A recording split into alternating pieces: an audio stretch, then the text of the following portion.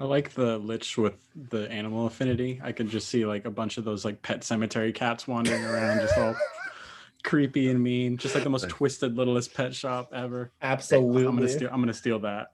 That's That awesome. cat in Absolutely. Pet Cemetery legit gave me like nightmares when it first came out. I believe Terrifying. you.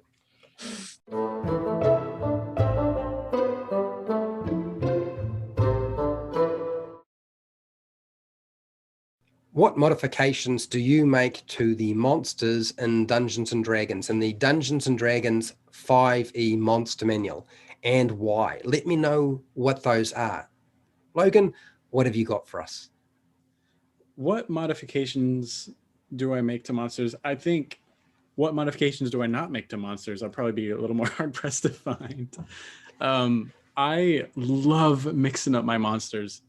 There's a lot of things I change about monsters. There's kind of the simple things I think every DM has to tweak and work with, which is probably be, obvious answers like hit points or armor class, things just to help your monsters not get swiped down in the first 3 seconds of a combat because you have like 5 or 6 players as opposed to maybe one.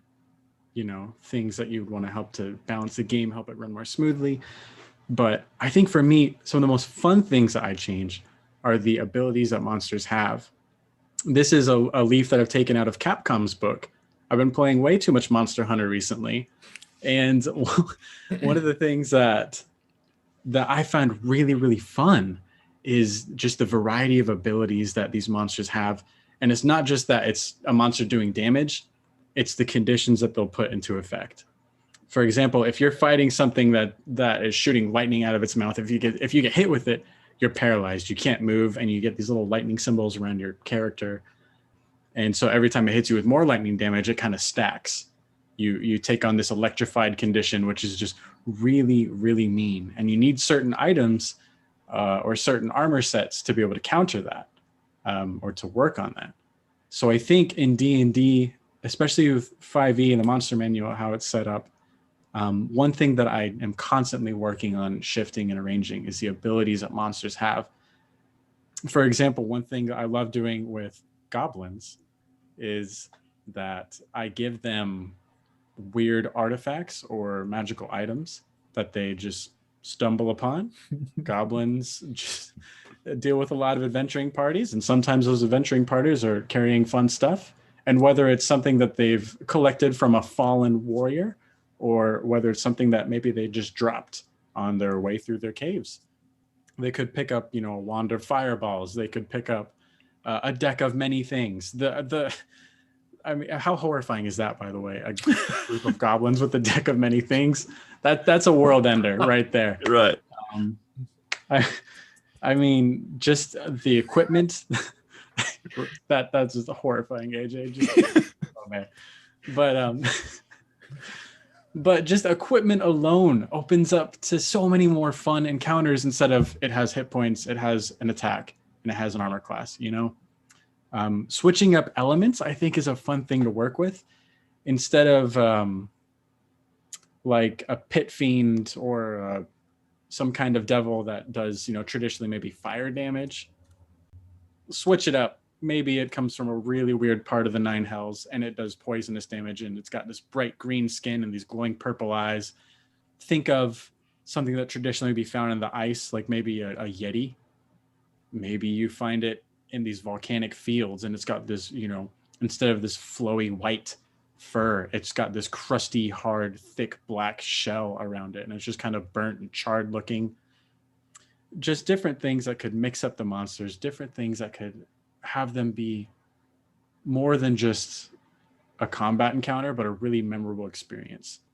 Long story short, I change up the abilities that the monsters get in a sense that I try to give them more conditions, give them more unique things, and especially status effects that'll really mess up your players.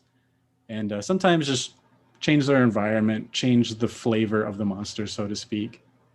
For me, I think that changes them to be really memorable and really fun in my Dungeons and Dragons games. Josiah, what would be some modifications that you make to the monsters in the Dungeons and Dragons 5e monster manual?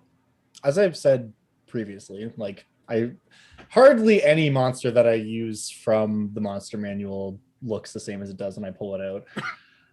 By the time I'm done with it and it's ready for the table. I truly do believe when it comes to modifying monsters that in an encounter, especially a major encounter, not all monsters are equal, right? Like if you're running an encounter with, I don't know, so you have like a hobgoblin or something, and you have a few of them, you have the minions, and then you got the boss, right? The minions are there to like create the scene and like tax the player's hit points. So the boss is the true challenge, right? So in a situation like that, I love giving important monsters abilities that reflect what their deal is, for lack of a better term. In that situation, for example, you might give the hobgoblin boss like some type of reaction where if one of the other hobgoblins is killed, he can use his reaction to like yell at that hobgoblin and be like, you're not allowed to die, giving that hobgoblin like an extra round before it then succumbs to its wounds and dies or something like that, right? I don't know. Maybe you have a lich who loves animals as like one of his personality traits, which is a weird thing, but it could be true. Maybe he has a bunch of resurrected animals that are serving him.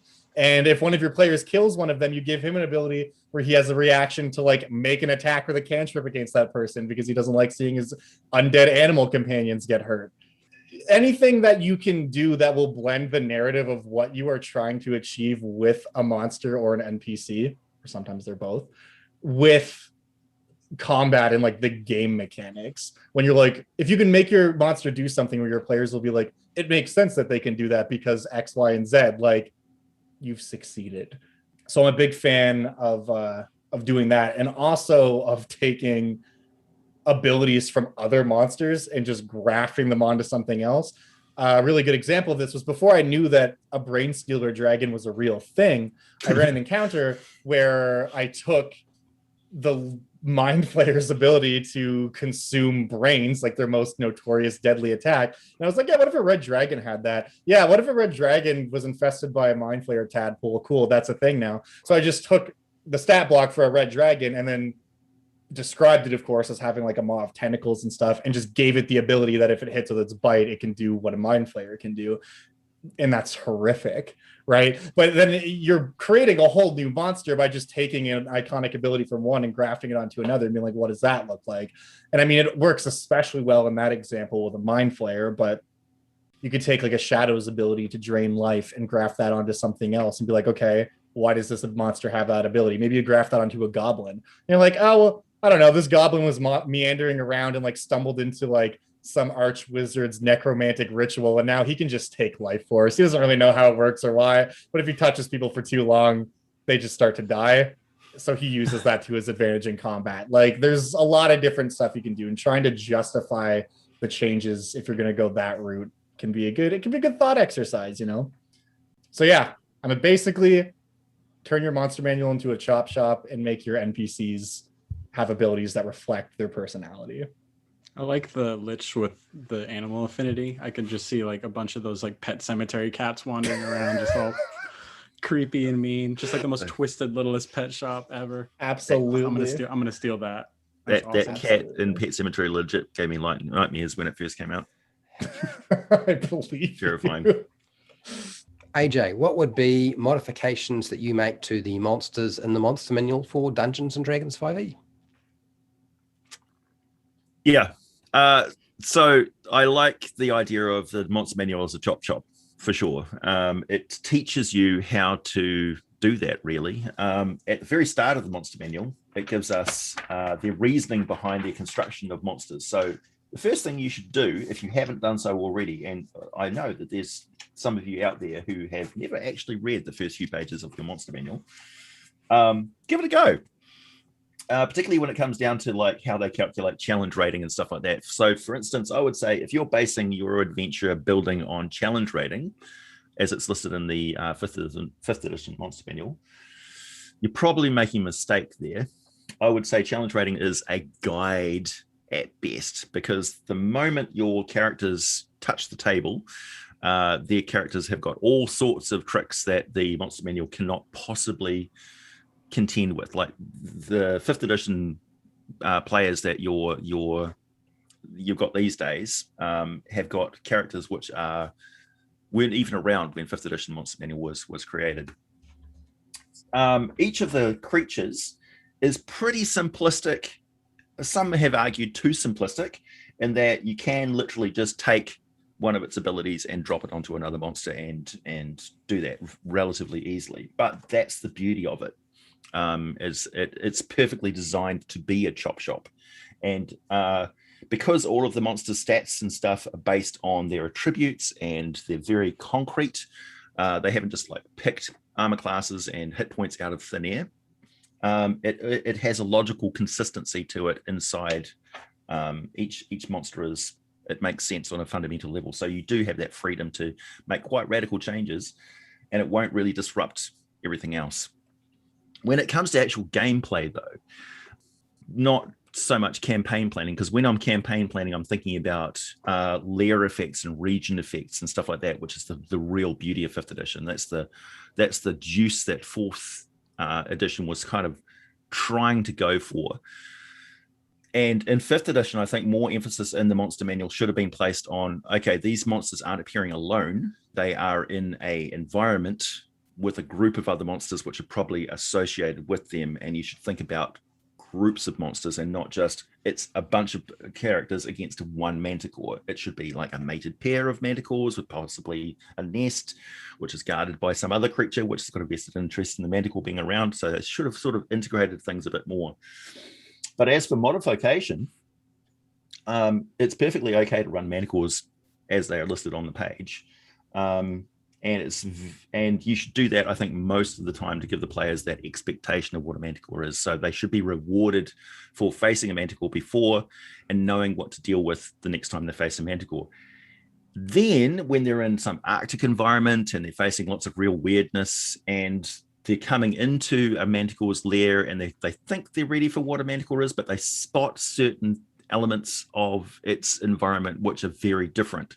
And then you give them a variant manticore, which is shooting ice beams and things like that instead of like iron shards. And it's interested in eating magical items rather than human flesh and armor.